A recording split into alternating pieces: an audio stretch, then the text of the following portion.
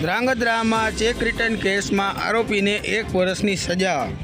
ધ્રાંગધ્રામાં cheque return કેસમાં થળા ગામના શખ્સને 1 વર્ષની સજા ફટકારવી હતી। ઉલ્લેખનીય છે કે થળા ગામના શખ્સે 2024માં લોન પેટે આપેલો ચેક બાઉન્સ થતાં બેંકે કેસ દાખલ કર્યો હતો।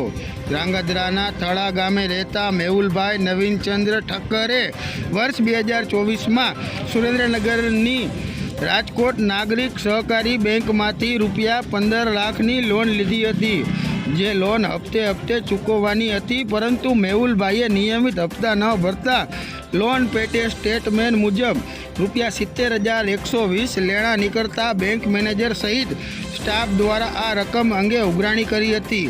આથી મેહુલભાઈએ આ રકમનો ચેક આપ્યો હતો, પરંતુ ખાતામાં પૂરતું બેલેન્સ નહીં હોવાથી ચેક રિટર્ન થયો હતો। આથી બેંકના અધિકારી હિરણભાઈ રસિકભાઈ જાદવ દ્વારા આ અંગે ધ્રાંગધ્રા કોર્ટમાં વર્ષ 2024માં કેસ દાખલ કર્યો હતો, જે તાજેતરમાં ચાલી જતા વકીલની દલીલો અને પુરાવાના આધારે ધ્રાંગધ્રા ચીફ જસ્ટિસ મેજિસ્ટ્રેટ દ્વારા મેહુલભાઈ નવીનચંદ્ર ઠક્કરને દોષિત ઠેરવી 1 વર્ષની સજાની કેદની સજા ફટકારતો ચુકાદો આપ્યો હતો અને બેંક મેનેજરને વળતર પેટે ₹70,120 પણ ચૂકવવાનો હુકમ કર્યો છે।